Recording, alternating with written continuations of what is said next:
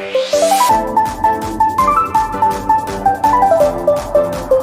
Friends, देखिए ये हमारा लेक्चर नंबर 14 है। इसके पहले हमने 13वां पढ़ाया है, जिसमें से हमने अवनमन के बारे में डिस्कस किया था। यहाँ पर क्वथनांक का उन्नयन है।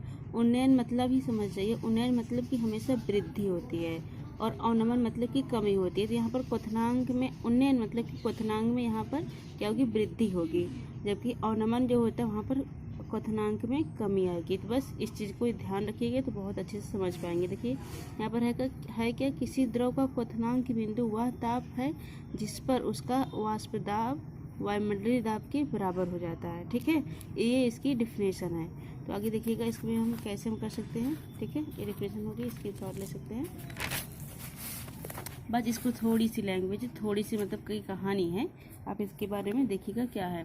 देखिए, जब किसी अवाष्पशील पदार्थ को किसी द्रव में मिलाया जाता है तो द्रव के वाष्प दाब में कमी आती है। मतलब ये कि है पानी है, ठीक है, पानी को अगर मतलब कि ढक देंगे उसका भाप बन जाएगी, या फिर उसको हीट करेंगे तो भी भाप बनेगी। बट अगर उसमें अवाष्पशील मतलब कि नमक डाल देंगे, नमक का कोई वाष्पशील नहीं होता ना, मतलब कि नमक का कोई वाष्प ही नहीं बनता है।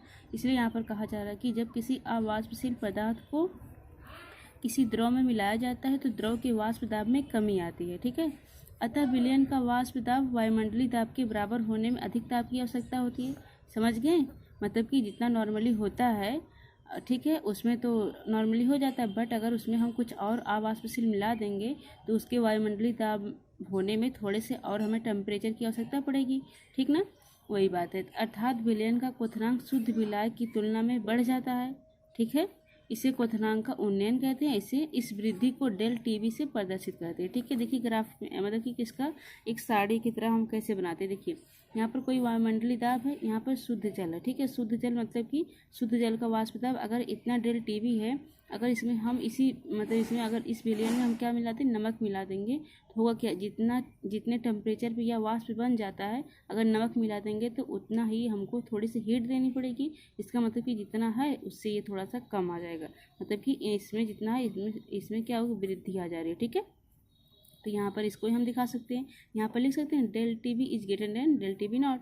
ठीक है, ये डेल टी बी और ये जो होता है, इन दोनों के डिफरेंस को डेल टी बी कहा जाता है, और डेल टी बी को ही क्वथनांक का उन्नयन कहा जाता है, उन्नयन स्थिरांक कहा जाता है। ठीक है, ये T B minus T B naught, इन दोनों की डिफरेंस का, इन दोनों की डिफरेंस के बीच का ये चीज़ है।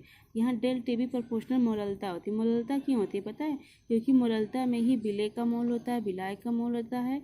ठीक है, तो हमें ऐसा कोई टर्म यूज करना पड़ता है, मोललता एक होता है मोललता, एक होता है मोलरता, एक होता है नॉर्मलिटी वगैरह होती है ना, नॉर्मलता वगैरह, तो इसमें मोललता यूज किया जाता है। इसलिए यूज किया जाता है क्योंकि इसी में विलय विलायक का द्रव्यमान वगैरह होता है, तो ये टर्म ही हमको यूज करना पड़ता है। तो बस ये याद रखिएगा। ठीक है, यहाँ डेल टी बी प्रोपोर्शनल मोललता हो जाएगी, मोललता बोले तो ये हम देखिएगा डेल टी बी प्रोपोर्शनल हटाएंगे तो देखिए मतलब बस इस चीज़ को यहाँ पर हमने लिख दिया है। तो ये डेल टी बी अगर प्रोपोर्शनल हटाएंगे तो कोई चीज़ हम लगा सकते हैं कांस्टेंट, कांस्टेंट मतलब क्या लगाएंगे, क्योंकि यहाँ पर बॉइलिंग पॉइंट है, बॉइलिंग पॉइंट में बोले तो क्वथनांक है, इसलिए यहाँ पर बी लगा देंगे। ठीक है, तो ये del T B is equal to K B M equation first मानेंगे, जहाँ लिख सकते हैं जहाँ के बी इजकल टू क्वथनांक उन्नयन स्थिरांक है। देखिए इसमें एक ग्राफ आता है, एनसीईआरटी की बुक्स का ही ग्राफ है। यहाँ पर क्या कहते हैं, इस पे एक्स, ये वाई अक्ष हो गया, ये हमारा एक्स अक्ष हो गया। वाई अक्ष पे वाष्प दाब है, एक्स अक्ष पे क्या है, हमारा तापमान है। ठीक है, तो क्योंकि ये वायुमंडलीय दाब है, क्योंकि यहाँ शुद्ध विलायक का वाष्प दाब क्या हमारा कम है। ठीक है, कम है। देखिए यहाँ पर शुद्ध वाष्प दाब का कम है ना, अब विलयन का जो कुछ मिला दिए हैं तो ज़्यादा है। तो इसी को यहाँ पर हम ग्राफ के अकॉर्डिंग बना सकते हैं ना, यहाँ से क्या है, यहाँ से यहाँ तक जाने में शुद्ध विलायक है। ठीक है, शुद्ध विलायक केवल विलायक का वाष्प दाब है। बट अगर इसमें से थोड़ा सा हम हीट देंगे तो थोड़ा सा मतलब हीट नहीं देंगे, मतलब कि थोड़ा सा अगर कोई अवाष्पशील पदार्थ मिला दे रहे हैं, विलय कोई मिला देंगे तो उसकी वाष्प दाब में कमी आ जाएगी। इसका मतलब कि उसमें थोड़ा सा अगर हीट देंगे तब वह जाके उसके बराबर होगा। इसका मतलब यहाँ पर है कि ये वाष्प दाब में कमी आ गई है। ठीक है, कमी आ गई है मतलब इसका अगर इतने पे हो गया, इतने टेम्परेचर पे हो गया तो इसके वाष्प दाब में कमी आई है। इसको और थोड़ी सी हीट देंगे, मतलब कि ये इतने पे ना हो कि इतने पे हो रहा है, इसलिए यहाँ से लेके यहाँ तक, मतलब यहाँ से एक लाइन खींचेंगे, एक यहाँ से खींचेंगे। इन दोनों की डिफरेंस को डेल टी बी कहा जाएगा, इसको टी बी कहा जाएगा, इसको टी बी नॉट कहा जाएगा, शुद्ध है, इसको टी बी कहा जाएगा। ठीक है, यहाँ पर T B is very very greater than T B not है। यहाँ पर देखिए कुछ डिफरेंस है। डिफरेंस का मतलब कि टी बी क्या है हमारा, टी बी आप लोग को पता है ना, टी बी हमारा वायुमंडलीय दाब है, और टी बी नॉट क्या है हमारा शुद्ध विलयन का वाष्प दाब है। तो यहाँ पर टी बी और टी बी नॉट यहाँ पर ये थोड़ा सा डिफरेंस है, इसको रहने दीजिए, इसको लिखने की कोई ज़रूरत नहीं है, ठीक है। इतना आप करिएगा, इतना ग्राफ है हमारा और इतना ये है। तो अब हम इसके बारे में, इसका थोड़ा सा मैथमेटिकल कैसे डेरिवेशन करा जाता है इसके बारे में हम पढ़ेंगे, ठीक है। देखिए अगर मान लीजिए इक्वेशन फर्स्ट हमारा del T B equal to K B M आया है, ठीक है। यहाँ पर देखिए ये एम मतलब कि कुछ चीज़ें होती है, जैसे एन वन बराबर, हम इसके पहले वाले डेरिवेशन में बहुत अच्छे से समझाए हैं, जो वो देखा होगा उसको अच्छे से समझ में आ जाएगा। एन वन बराबर हम जानते हैं एन क्या है हमारा, ठीक है। एन क्या है हमारा पता है, उसमें देखेंगे तो समझ में आएगा एन क्या है।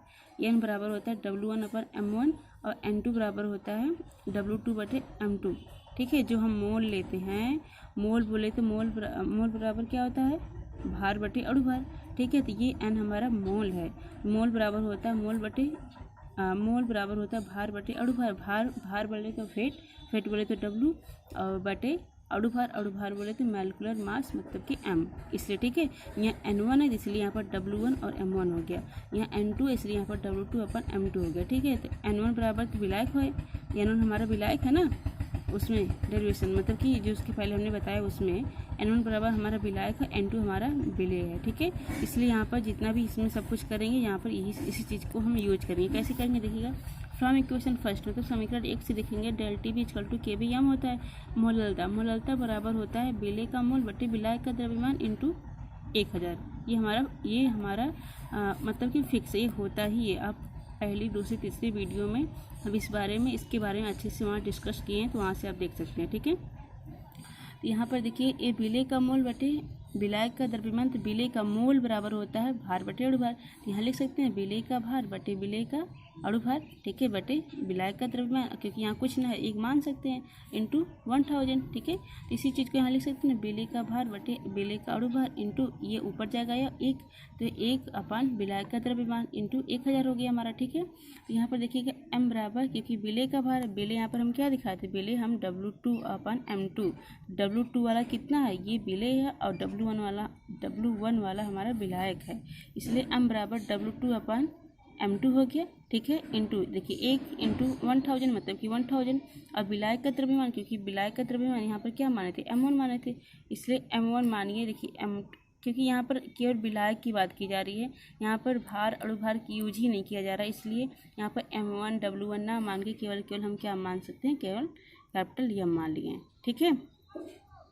ठीक है, M1 M2 नहीं मानना है हमको, W1 नहीं मानना है, क्योंकि यहाँ पर अगर हमारा भार अणुभार रहता तब इसको हम M1 अपन M2 करते, इसलिए यहाँ पर केवल कैपिटल M मान लिए, क्योंकि यहाँ पर केवल विलायक का द्रव्यमान है, द्रव्यमान से मतलब कि मास है, और विलेय का भार है तो ये W2 है, विलेय का अणुभार है मतलब कि M2 हो गया, ठीक है। इतना समझ में आ गया। देखिए del T B equal to K B into M, इस फार्मूला ये जो है, ठीक है। अब यम की जगह पे अब ये सारी चीज़ें रख देंगे हम, del T B equal to K B into W2 into 1000 अपन M2 इंटू एम, ठीक है। यम इक्वल टू, अगर यम इक्वल टू करेंगे तो यही मतलब कि ये चीज़ ऊपर का देखिएगा ऊपर ही है, बस ये क्या हो जाएगा नीचे आ जाएगा, ठीक है। यहाँ पर जो टर्म यूज किया जा रहा है डेल टी बी M2 यम W2 के बी है क्या, इनको भी ये बहुत ही इंपॉर्टेंट है, इसको जानेंगे तो आप मैथ मतलब कि इसका कोई भी क्वेश्चन न्यूमेरिकल सॉल्व करने में कोई दिक्कत नहीं होगी, इसलिए इनको इम्पॉर्टेंट है, ये इम्पॉर्टेंट है, ठीक है।